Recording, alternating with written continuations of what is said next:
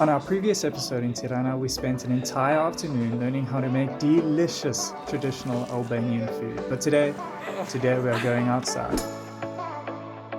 Good morning once again from Tirana, Albania. Now, although we've been here for a few days, we haven't actually seen that much of the city.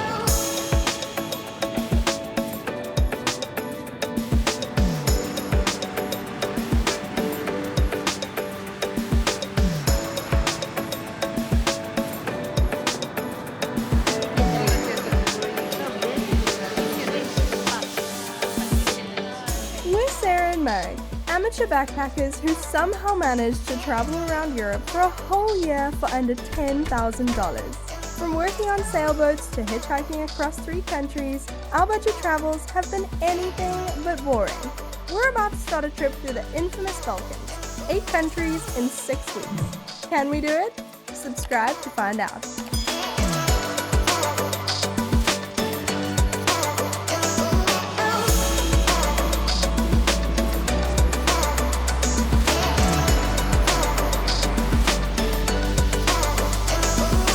First up is Skanderberg Square. This is basically like the center point of the city. Now I'm going to be a bit sneaky. If you want to find out exactly who Skanderberg is, just click onto this video right here. A few days ago we went on a tour to a place called Kruja, and this is basically the place where Skanderberg kind of rose to fame. We're actually having to share sunglasses at the moment because Sarah's broke the other day, but it is so ridiculously bright. We don't know, we're not used to the winter sun like this. We don't get this bright winter sun in South Africa. So this is something completely new to us. But anyway, here in the square itself, you've got the ballet and opera theatre, and just over here, you've got the National Museum of History.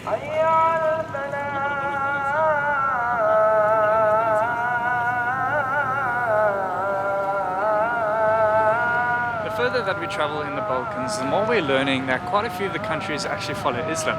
And it's no different here in Albania. Majority of the population follows Islam. Now, something that we find pretty interesting is that the locals that we've spoken to have told us that while a lot of people follow Islam, not many people actually practice. And it's been the same theme throughout the other countries that I've been to, namely Bosnia and Kosovo. There are many people following Islam, but not many people practice.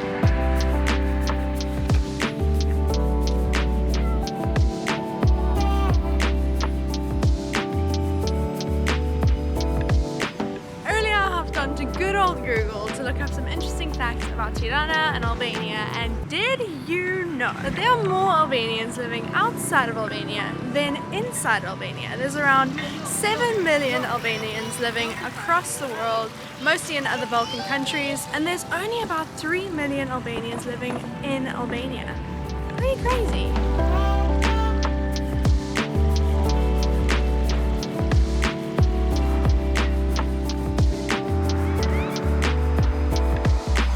Need any reason, any motivation whatsoever to get a smart car, there's a reason right there. I think this has to win some kind of competition for one of the best marketing techniques I've seen. This bridge always catches our attention, and apparently there's free Wi-Fi there. Boy, it works. Working. If you're ever stuck in Tirana, you don't have data or Wi-Fi, come check out this bridge. Do a little dance, a little jig. No jig. All the people staring at you. There's some sort of a commotion just behind me, like over there. We're not too sure what it is, but there's lots of reporters, big cameras, big tripods, policemen. Now what we know is that the president of Turkey came here on an official visit yesterday. Now maybe that's the reason for all of that down there.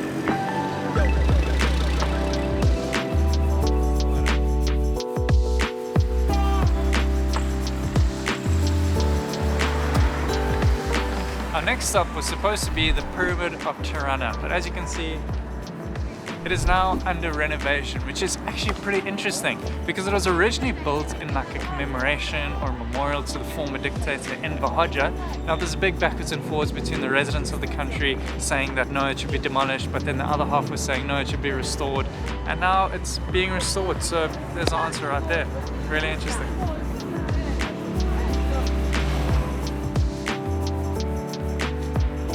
next stop is also unfortunately fenced off, but this mosque behind me was actually built to resemble the Hagia Sophia in Istanbul, and it's part of the reason for the Turkish president's visit yesterday, because he actually helped to finance the building of this mosque. Now, it's not actually a main attraction, but we found it pretty interesting, so we thought we'd include it in the video. Oh, hey there. This is something called the Tanner's Bridge. I'm getting some big stairs. This is something called Tanner's Bridge, and this is a pretty historic piece of architecture in the city because this dates back all the way to Ottoman times. This is where the locals used to bring their livestock over to the other side of the city to take to the butchery.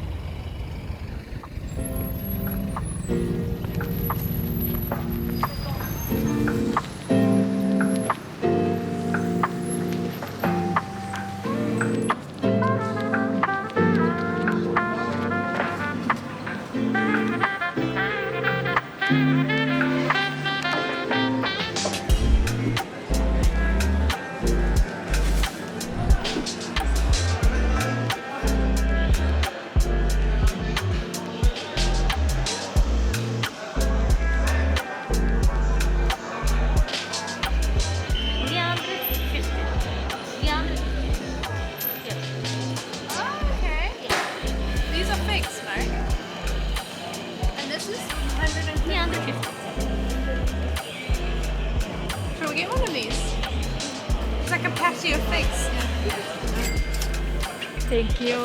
Thank you so much. Pretty much. Bye. Ready to go.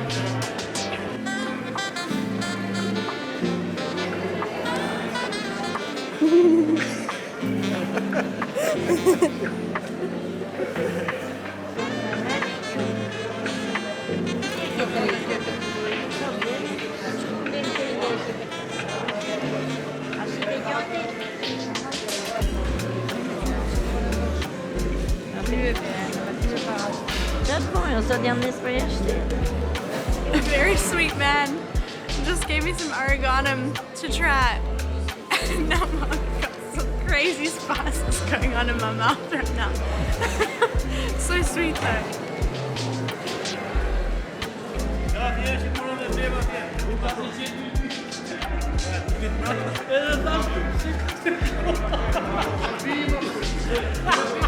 You want an Albanian passport? No. 2,000 lek.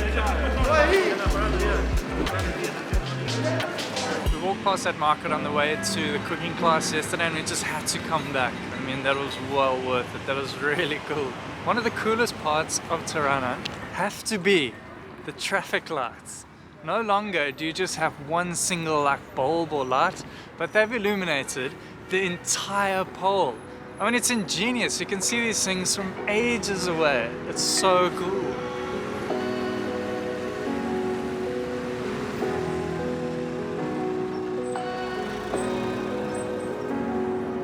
Our final stop of the day is the Grand Park of Tirana.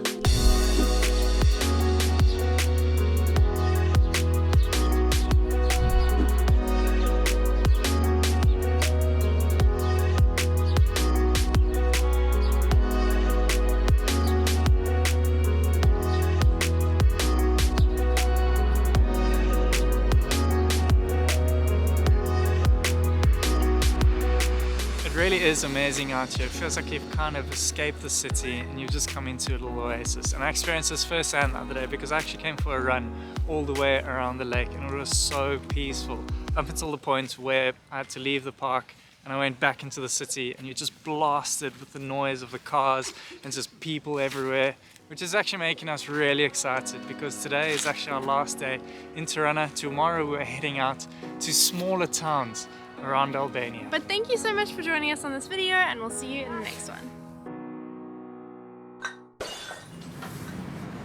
Oh, I can't take myself seriously in these sunglasses, so I don't think you guys can either. First up, ooh, that's way too close. Goodbye.